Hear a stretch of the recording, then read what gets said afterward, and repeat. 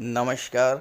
ज्योतिष शास्त्र में श्रद्धा और विश्वास रखने वाले सभी जातकों का पारलौकिक जगत चैनल में बहुत बहुत स्वागत है। वर्ष 2022 का आखिरी सूर्य ग्रहण 25 अक्टूबर 2022 को लगेगा। पंचांग के अनुसार ये सूर्य ग्रहण दिवाली के अगले दिन यानी गोवर्धन पूजा के दिन लगेगा। ये सूर्य ग्रहण 24 अक्टूबर शाम 5:29 से 25 अक्टूबर शाम 4:20 तक मान्य होगा और सूर्य ग्रहण लगने के 12 घंटे पहले सूतक काल शुरू होता है जो ग्रहण की समाप्ति तक रहेगा।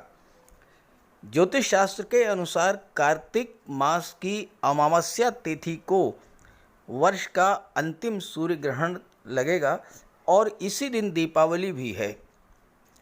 24 अक्टूबर शाम 5:29 से लेकर के 25 अक्टूबर शाम 4:20 तक। इस दिन प्रदोष व्रत भी पड़ रहा है जिसका समय है शाम 5:50 से रात्रि 8:22 तक। तो हम बात करेंगे सूर्य ग्रहण के दिन बनने वाले अति दुर्लभ ग्रह स्थितियों के बारे में, सूतक काल के बारे में, ग्रहण के दौरान किए जाने उपायों के बारे में और गर्भवती माताओं के लिए विशेष सावधानियां, इन सब बातों पर चर्चा करेंगे। तो चलिए वीडियो शुरू करते हैं। ग्रहण की घटना को धार्मिक और ज्योतिषी दृष्टि से बहुत ही महत्वपूर्ण माना जाता है। ज्योतिष शास्त्र के अनुसार सूर्य ग्रहण या चंद्रग्रहण दोनों का ही जीवन में बहुत अधिक महत्व है। ऐसी मान्यता है कि ग्रहण के दौरान कोई शुभ कार्य नहीं किया जाता है, लेकिन ग्रहण के बाद सूर्य और चंद्रमा अपना पूर्ण प्रभाव प्रदान करते हैं, क्योंकि सूर्य और चंद्रमा पीड़ित होने के बाद जब पुनः नैसर्गिक अवस्था में आते हैं तो अपना पूरा फल प्रदान करते हैं।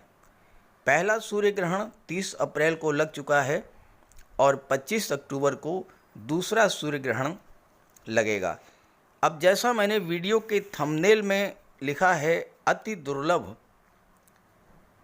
ग्रह स्थितियां, तो आप देखिए ग्रह स्थितियां कितनी दुर्लभ है, आप इसे समझें।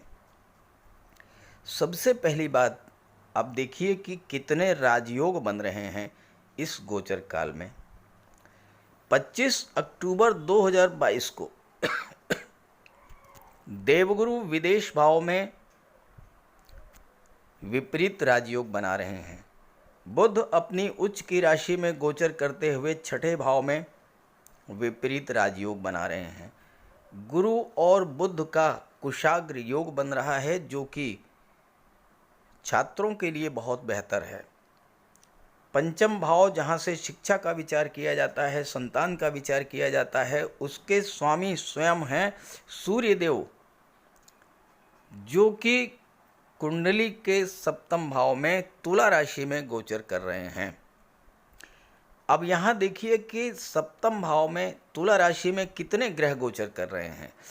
तुला राशि में केतु का गोचर है, तुला राशि में शुक्र का गोचर है, तुला राशि में सूर्य का गोचर है और सबसे महत्वपूर्ण 25 अक्टूबर को चंद्रमा भी तुला राशि में रहेंगे। तो तुला राशि में 4 ग्रहों का चतुर्ग्रही योग बनेगा। अब यहाँ सूर्य भले ही तुला राशि में नीच के हो जाते हैं, लेकिन शुक्र स्वराशि में है और शुक्र के साथ होने से सूर्य का नीच भंग होगा, नीच भंग राजयोग बनेगा। और ग्रहण के बाद सूर्य अत्यंत शुभ फल प्रदान करेंगे। जहाँ तक शनिदेव की बात है, शनिदेव जॉब, कैरियर और प्रोफेशन के भाव में, दशम भाव में शश राजयोग बना रहे हैं और मंगल मिथुन राशि में गोचर कर रहे हैं आपके पराक्रम भाव में। तो आपके पराक्रम पुरुषार्थ में वृद्धि करेंगे और भाग्य का भी सपोर्ट मिलेगा। तो इस तरह से बहुत ही दुर्लभ ग्रह स्थितियां बन रही हैं। अब एक और महत्वपूर्ण बात आप समझें, केतु का गोचर तुला राशि में है और केतु की दृष्टि पड़ेगी लाभ के भाव पर। लाभ के भाव पर केतु की दृष्टि पड़ने से सूर्य ग्रहण के बाद आपको अचानक से धन प्राप्ति का पूरा योग बनता है। सूर्य और चंद्रमा दोनों एक साथ जब गोचर करते हैं तो पूरे चराचर जगत को बहुत अच्छा प्रभाव प्रदान करते हैं। राहु आपके कुंडली में लग्न भाव में गोचर करेंगे और राहु का प्रभाव ये होता है कि भौतिक सुखों के प्रति आपकी इच्छा अत्यंत प्रबल कर देंगे। राहु एक्सट्रीम को शो करते हैं तो थोड़े में संतुष्ट नहीं होंगे, आप ज़्यादा से ज़्यादा प्राप्त करने का प्रयास करेंगे। और चंद्रमा जो कि सूर्य के साथ हैं, सुख भाव के स्वामी हैं और सुख भाव पर देवगुरु की दृष्टि पड़ रही है, तो आपको हर तरह के भौतिक सुखों की प्राप्ति भी होगी। तो ये हैं ग्रह स्थितियां जो कि अत्यंत दुर्लभ हैं।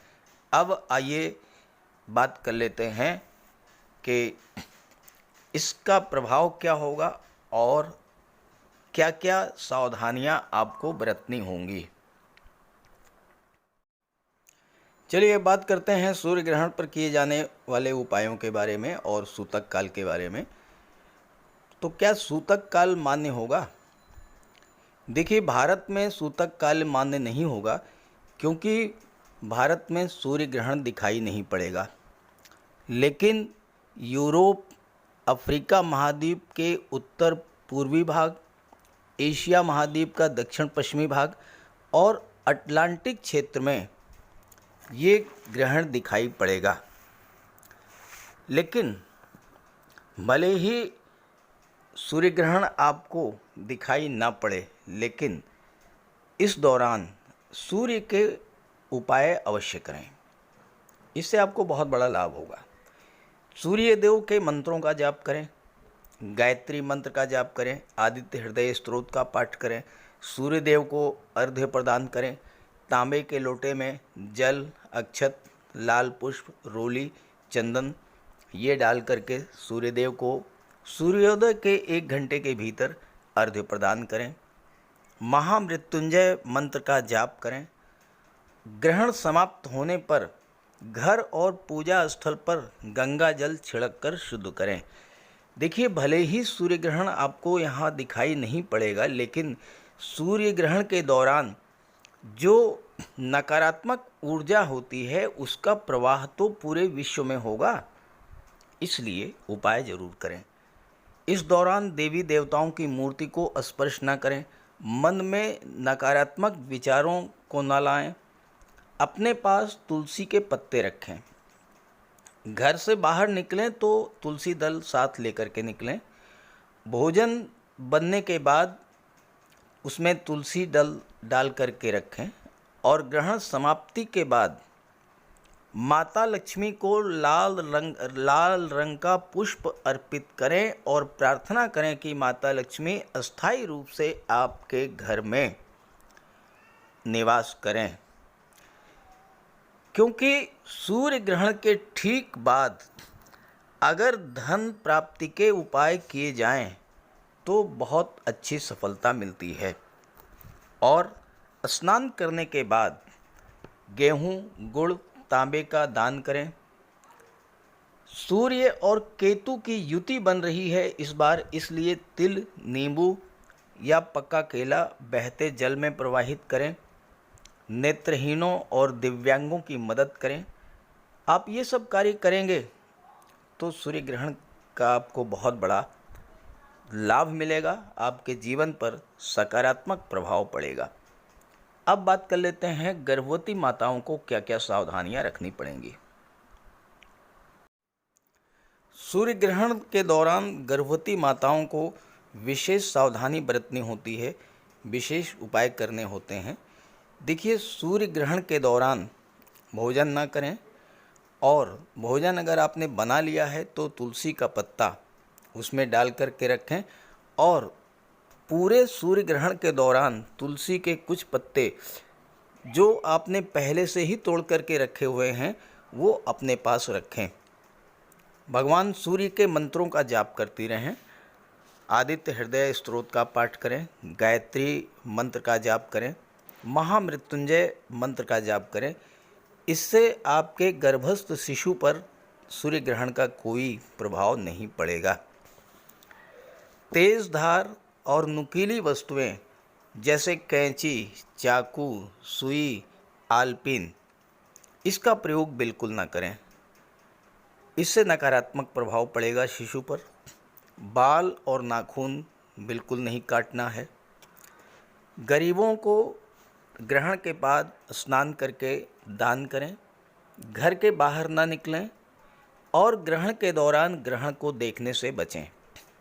ग्रहण के दौरान ना तो भोजन पकाएं और ना ही खाएं। अगर किसी विशेष परिस्थिति में घर से बाहर जाना पड़े तो तुलसी का पत्ता अपने साथ रखें और घर में अगर मंदिर है तो उसके कपाट बंद कर दें और ग्रहण के दौरान देवी देवताओं की मूर्तियों को स्पर्श ना करें। तो अगर ये सब उपाय आप करेंगे तो आपको सूर्य ग्रहण का बहुत बड़ा लाभ मिलेगा। ये तो मैंने सभी 12 राशियों के लिए सामान्य तौर पर किए जाने उपायों के बारे में चर्चा की है। अगर आप चाहते हैं कि राशिवार हर राशि पर क्या प्रभाव पड़ेगा तो कमेंट करके बताइएगा। उसके लिए अलग से वीडियोज़ मैं अपलोड कर दूंगा। जैसे कि मैंने पहले 30 अप्रैल के सूर्य ग्रहण के बारे में सभी राशियों के लिए वीडियो अपलोड किए थे, तो इस बार भी अपलोड कर दूंगा अगर आप चाहेंगे तो सभी ग्रहों की कृपा दृष्टि आप पर बनी रहे। इसी भावना के साथ आप सभी का बहुत बहुत धन्यवाद। नमस्कार।